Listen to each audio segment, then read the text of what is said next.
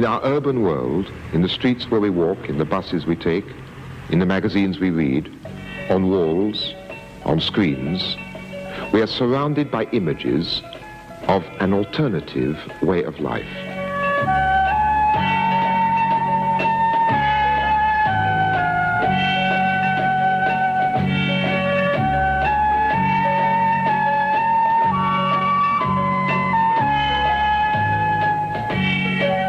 We may remember or forget these images, but briefly we take them in, and for a moment they stimulate our imagination, either by way of memory or anticipation. But where is this other way of life?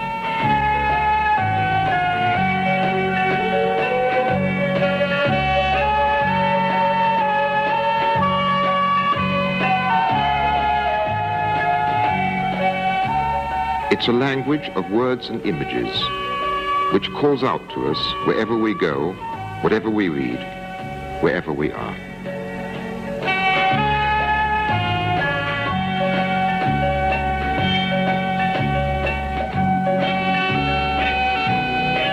Where do they exist, these fabulous rewards and objects and people? Where do they belong to? Here, there, or nowhere. They come with us everywhere. We take them away in our minds.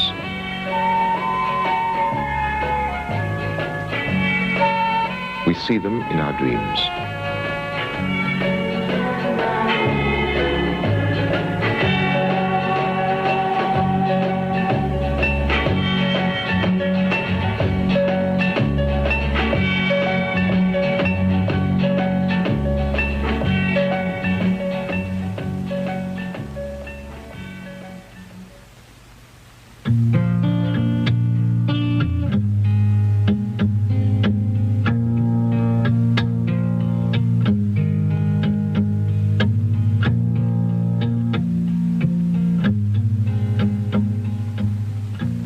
Publicity proposes to each of us in a consumer society that we change ourselves or our lives by buying something more.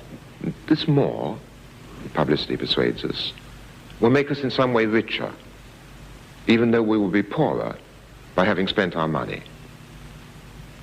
And publicity persuades us of this transformation by showing us people who have apparently been transformed and are, as a result, enviable. This state of being envied is what constitutes glamour. And publicity is the process of manufacturing glamour. Come forward more. Glamour is supposed to go deeper than looks, but it depends upon them utterly. Glamour works through the eye and the mirror. Oh yes, this is Oliver of Vidalcus. Well, Oliver, I'm not a professional hairdresser.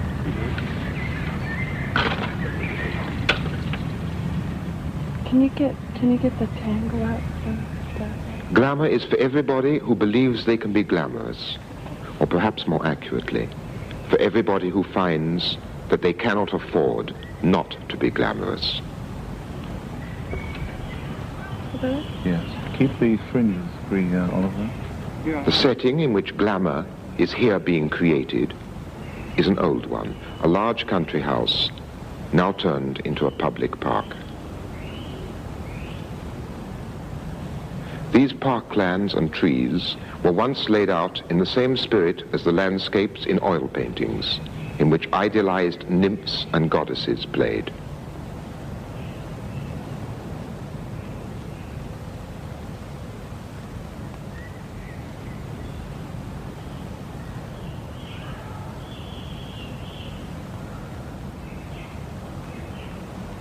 Trying to make it look like three flowers in the tree. Come in a little bit more. Can you? No, you stay there. That's nice. Now, the model has taken the place of the goddess. Yet glamour is a new idea. For those who once lived in the country houses and owned the classical oil paintings, the idea of glamour did not exist. ideas of grace, elegance, authority, amounted to something apparently similar, but fundamentally very different. When everybody's place in society is more or less determined by birth, personal envy is a less familiar emotion. And without social envy, glamour cannot exist. Envy becomes a common emotion in a society which has moved towards democracy and then stopped halfway, where status is theoretically open to everyone, but enjoyed by only a few.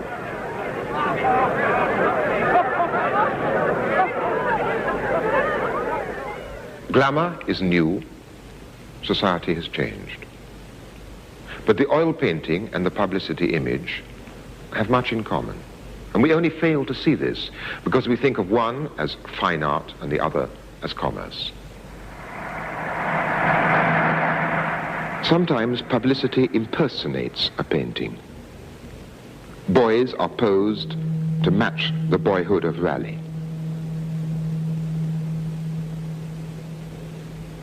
Real people pose, like the figures in Manet's Déjeuner sur l'herbe.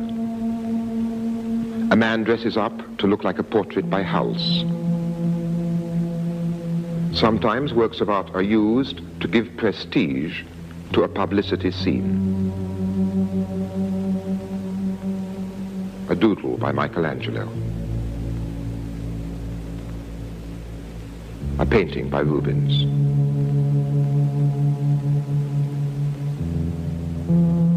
A painting by Dürer. A whole sea by Hokusai. Usually the references to art are less direct. It is a question of publicity echoing devices once used in oil painting, devices of atmosphere.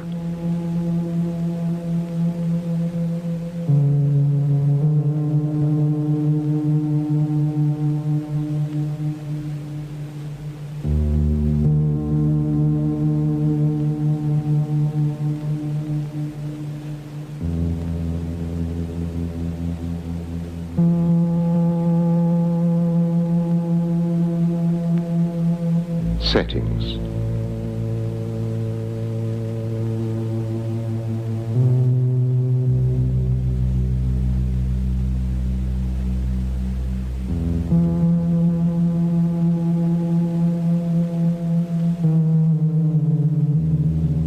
Pleasures. Objects.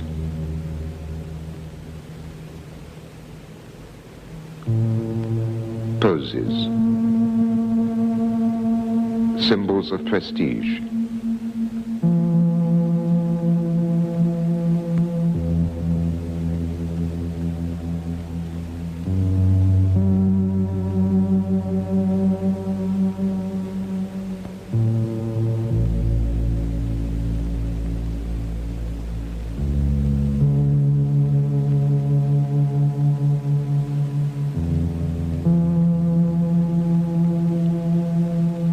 Gestures.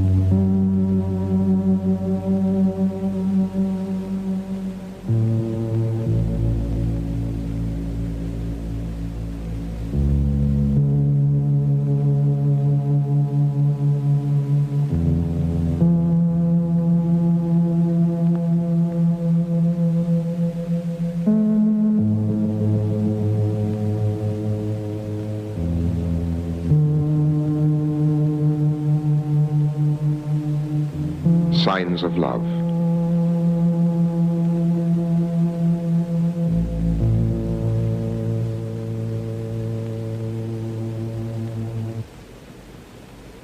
Oil painting, as I tried to show last week, was a medium especially developed in order to render on canvas the physical texture and tangibility of things.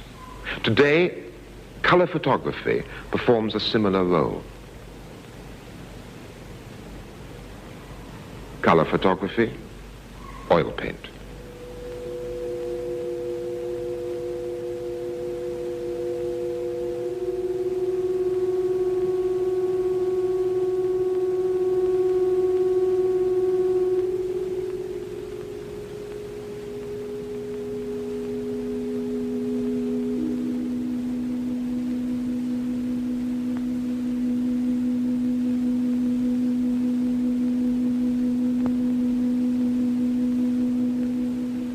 Publicity and oil painting use many of the same references and celebrate the same qualities in things, share many of the same ideals, all of them related to the principle that you are what you have.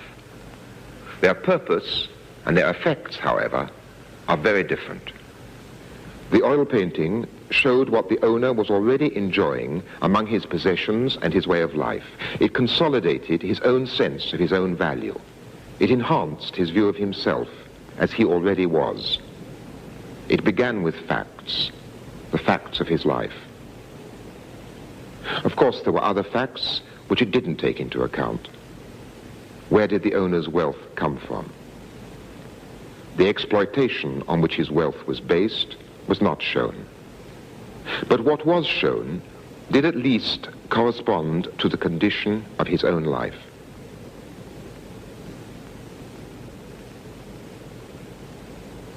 Publicity is different. It appeals to a way of life we aspire to or think we aspire to, but have not yet achieved. A publicity picture suggests that if we buy what it is offering, our life will be different from what it is. Scene after scene shows you this different life.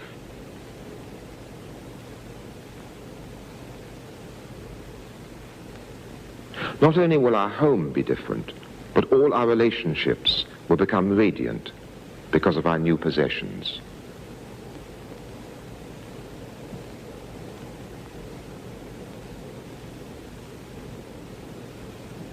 But we can only achieve such radiance if we have money. And so publicity also works on our anxieties about money.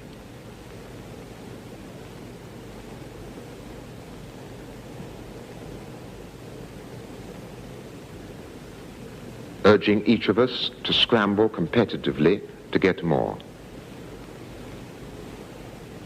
Making money appear as if it were itself magical.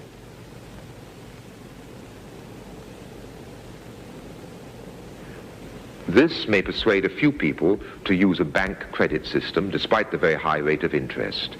But what is more important is that it promotes the illusion that a man's ability to consume is directly related to his sexual virility. According to the rules of the dream, those who do not have this power, those who lack glamour, become faceless, almost non-existent. Publicity both promises and threatens. It plays upon fear, often the fear of not being desirable, of being unenviable. It suggests that you are inadequate as you are, but it consoles you with the promise of a dream.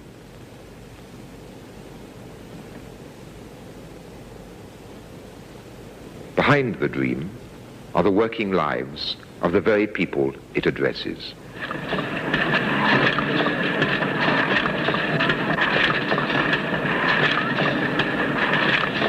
With this spray, you will be wanted. Meanwhile, there is the present of the women who manufacture such sprays.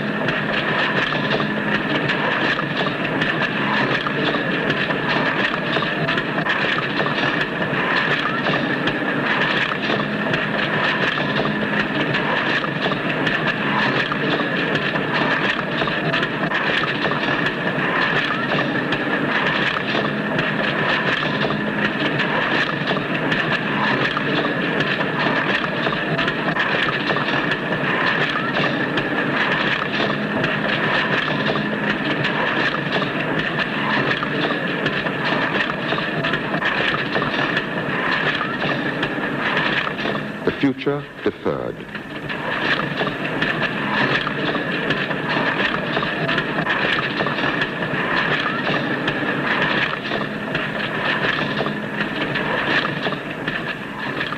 Meanwhile, the interminable present.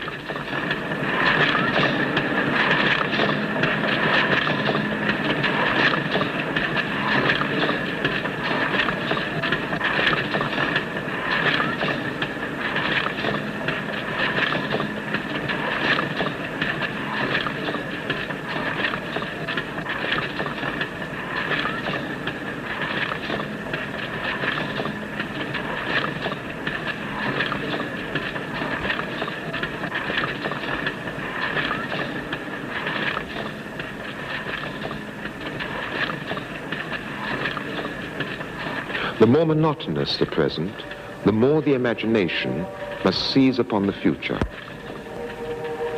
The passivity of the present is then replaced by the activity of an imaginary future, pictures conjured up by publicity.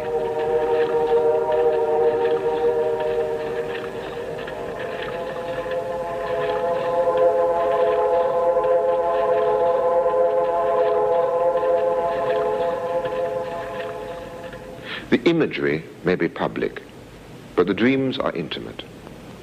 Here are three such dreams. The dream of later tonight. You are part of the good life they smile at. They are part of the good life you smile at. Everyone is surrounded by what brings pleasure, but it is you who will bring the greatest pleasure of all.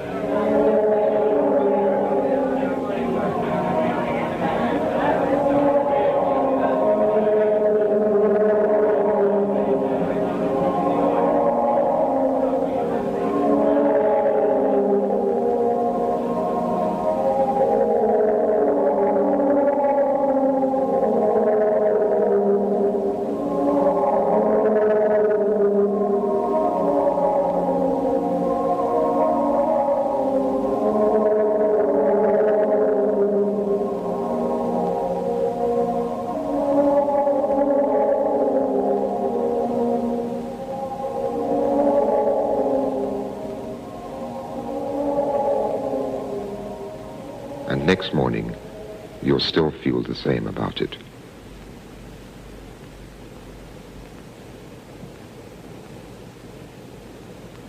The skin dream. The surface you can touch. The skin without a biography.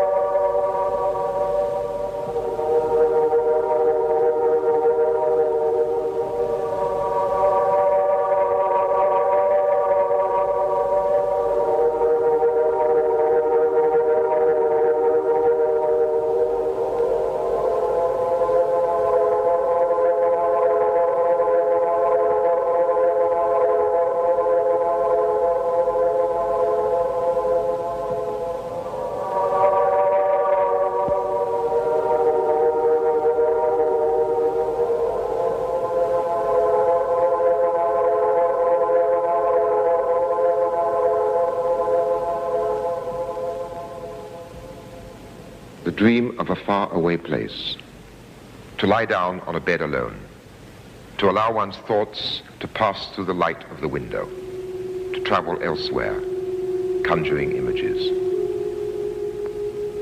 Distances without horizons.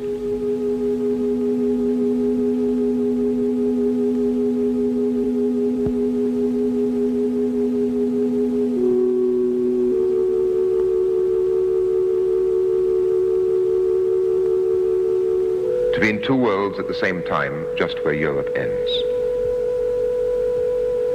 The other world, violent, infidel, full of unknown passions. Wearing your own clothes next to your own skin, you join the nomads.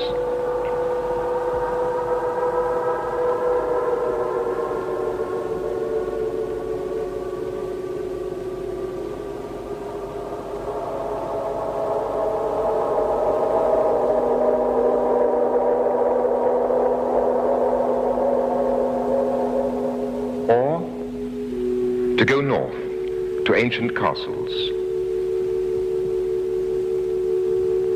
an age of chivalry, of romantic love. It is dawn.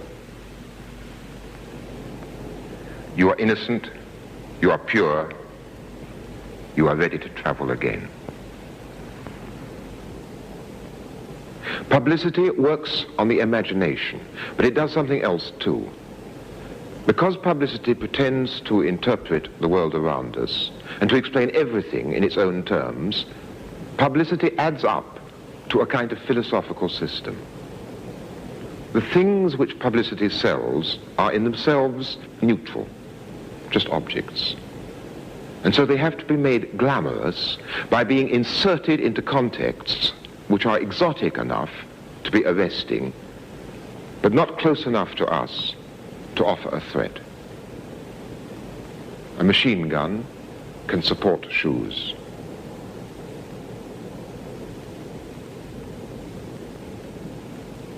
Revolution can be wrapped around anything.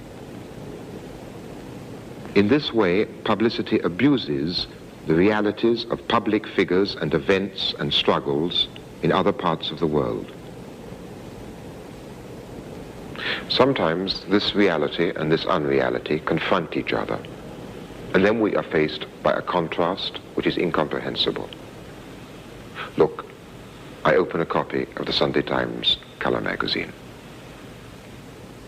Aramis is an attitude. It is not merely proposing a new shaving soap. It is proposing, as it says, an attitude, a life, a civilization. The highest value of this civilization is the individual ego.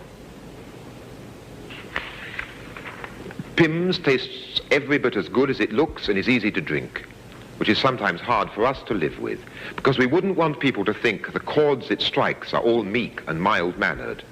So, when you're through with your first half pint of Pimm's, stand back and see how you look, and face the hard truth. That song may have ended, but the melody is lingering on. I turn the page. These are photographs of refugees from East Pakistan fled to West Bengal.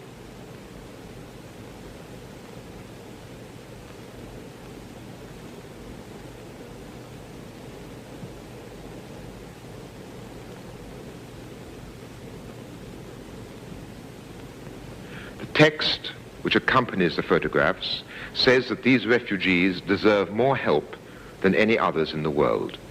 The writer appeals to the public conscience. But if I turn the page again, the inadequacy of such appeals becomes obvious.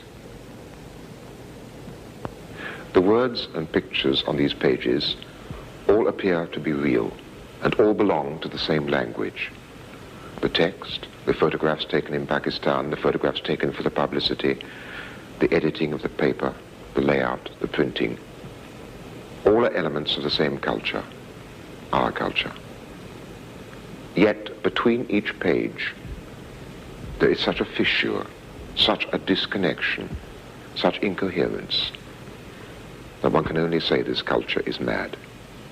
On pages like these, reality itself becomes unrecognizable. It is difficult in this clamor to explain why one set of victims deserves more attention and more help than any others. There have been so many refugees in recent years. Aperitifs can be a bit sweet for today's taste, so a lot of people go to the other extreme and serve dry drinks that taste of nothing. What do words mean when juxtaposed like this? What happens in East Pakistan, or for that matter Birmingham, any historic event anywhere, is always on the far side of the frontier of the publicity dream. What happens out there happens to strangers whose fate is meant to be different from ours. What happens in the dream is meant to happen to us. Things happen after a Badidas bath.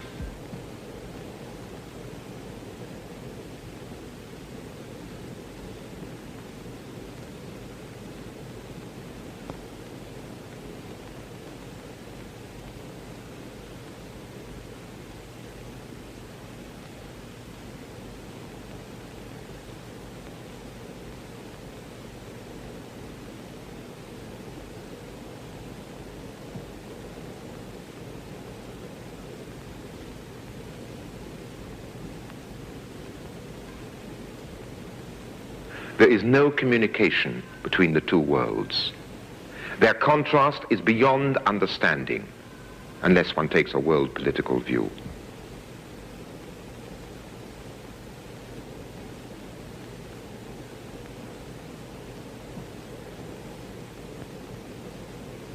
Yet, what is really the connection between these publicity images and our own lives, between their promises and our own needs? Why eventually are these publicity images so bleak?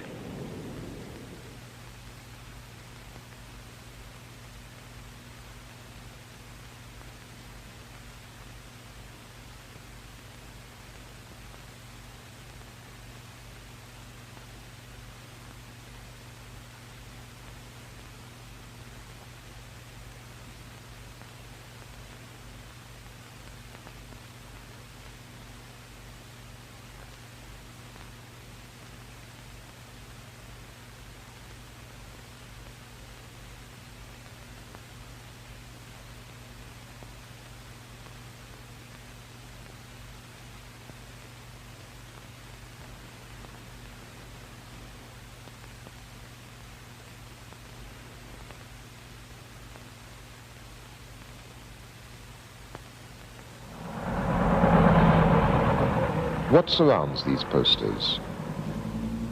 Oil paintings were surrounded by gold frames which symbolized the wealth of the owner within the picture and around it.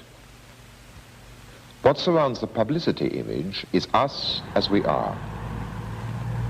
The magical purchase, the buy which is meant to transform us but which excludes us as we now are, fills the gap between life as it is and life as we are told it might be. This false filling of the gap prevents us realizing how we might really begin to close that gap. Such a beginning would start with the struggle to take over the control of our own lives, political decisions instead of purchases. This series began by considering the tradition of the European oil painting. It has ended by us looking at publicity images today, because I believe that in many respects, these images continue that tradition. I have been critical of many things in that tradition, of our culture, of some of the values which it celebrates. And I've illustrated my arguments by using the modern means of reproduction. But finally, what I've shown and what I have said, like everything else that is shown or said through these means of reproduction, must be judged against your own experience.